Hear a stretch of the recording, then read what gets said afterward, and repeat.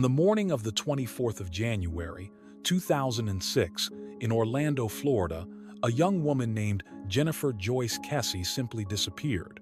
She was 24 years old, full of ambition and deeply loved by her family, friends, and boyfriend. Her life, from the outside, seemed nearly perfect. Jennifer had recently bought a condo at the Mosaic at Millenia, a gated community known for its stylish design and modern appeal. She had a promising career as a finance manager at Central Florida Investments and a stable relationship that made her genuinely happy. But on that Tuesday morning, something went terribly wrong, and no one has seen Jennifer since. Jennifer's story begins like so many others, with the familiar routines of work, family calls, and time spent with loved ones. On the 23rd of January, 2006, Jennifer returned home from a short vacation in St. Croix with her boyfriend, Rob Allen. The couple had enjoyed a much-needed getaway, soaking up the sun and forgetting about the stresses of daily life. When she got home, Jennifer called both her parents and Rob to say goodnight. Everything, by all accounts, seemed completely normal. Jennifer had always been responsible and organized, almost to a fault. Those who knew her described her as careful, cautious, and thoughtful, a young woman who always kept her loved ones in the loop and never missed work without a word. So, when Jennifer failed to show up at her office the next morning, alarm bells rang almost immediately. Calls and text messages from her family, boyfriend, and co-workers went unanswered. This wasn't like her at all. As the hours ticked by, worry turned into panic. Jennifer's family, led by her father Drew and mother Joyce, quickly drove from their home to Orlando to look for her.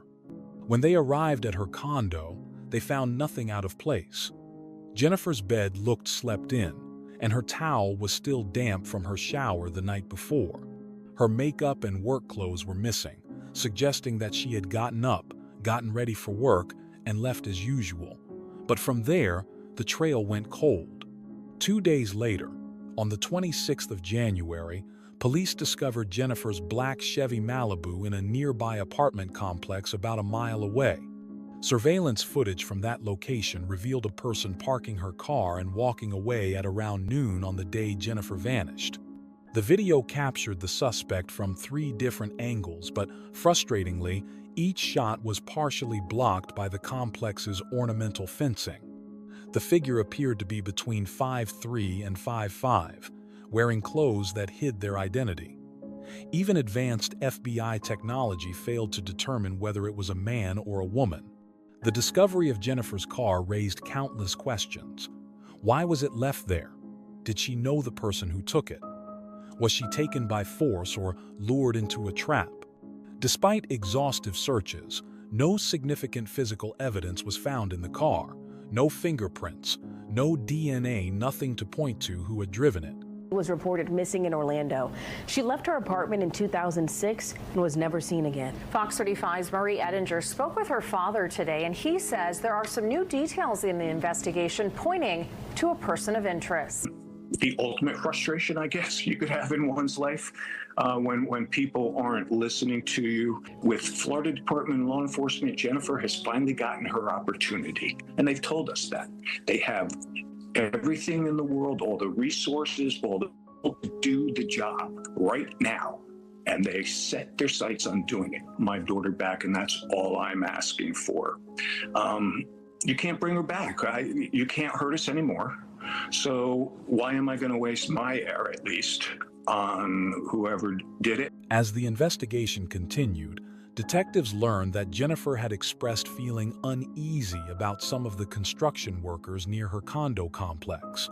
The Mosaic at Millenia was undergoing heavy renovations at the time, and Jennifer told family and friends that some of the workers often stared at her, sometimes making her feel uncomfortable. Could one of them have been involved in her disappearance? Unfortunately, authorities were unable to track down or question many of these workers, some of whom were undocumented immigrants who had moved on to other jobs. Jennifer's loved ones never stopped searching for answers.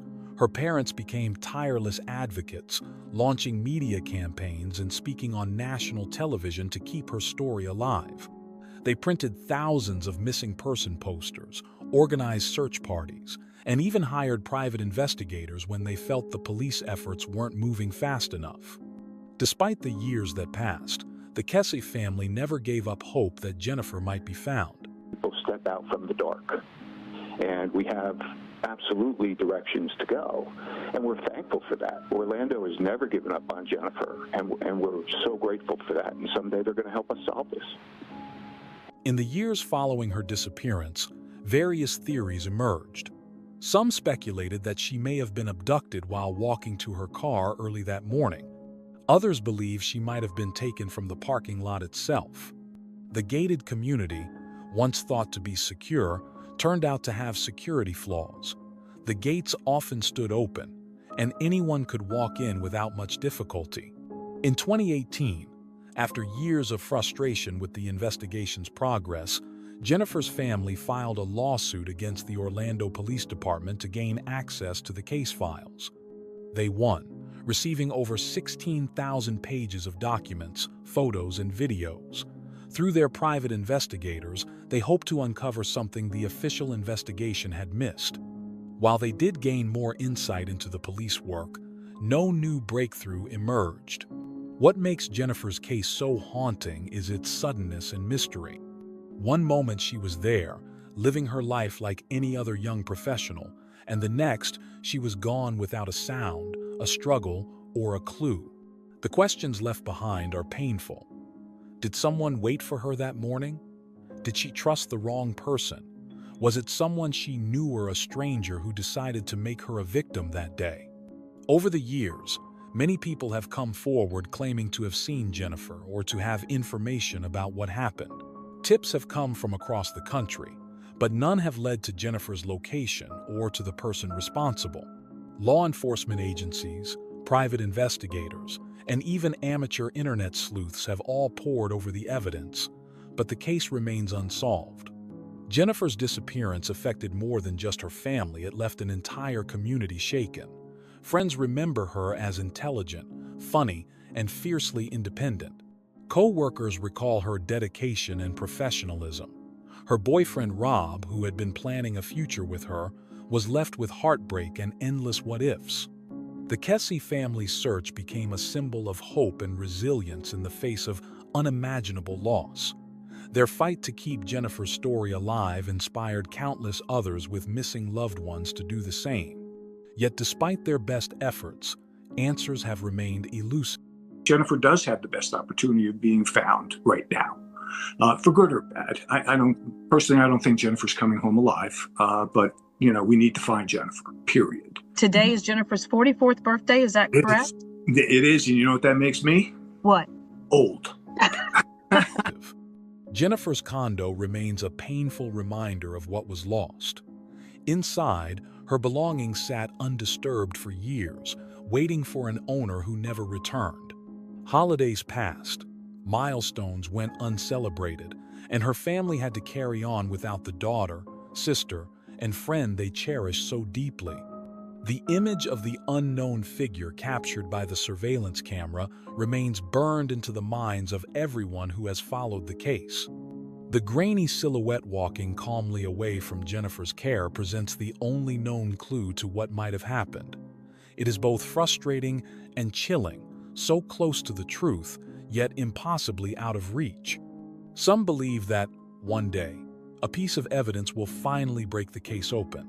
Perhaps a confession, a chance discovery, or technological advancements that can analyze old evidence in new ways. Until then, the mystery of Jennifer Joyce Kesse's disappearance remains a haunting chapter in the history of missing persons cases. For Jennifer's family, the years have been marked by hope, disappointment, and an unyielding love. They have worked tirelessly to ensure that Jennifer is remembered not just as a missing person, but as the vibrant, kind, and driven woman she was.